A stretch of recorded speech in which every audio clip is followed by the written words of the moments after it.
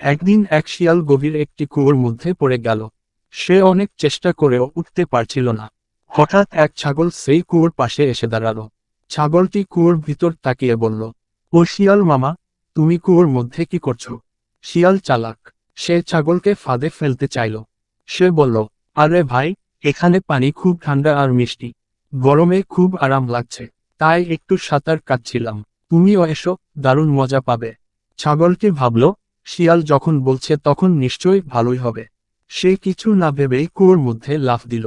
তারপর কি হলো? দুজনেই কুয়োর ভিতর আটকে গেল। তখন শিয়াল ছাগলকে বলল, শোন ভাই ছাগল, তুমি দুই পায়ে দাঁড়াও, আমি তোমার পিঠ বেয়ে উঠি, তারপর তোমাকে টেনে তুলি। ছাগল রাজি হলো।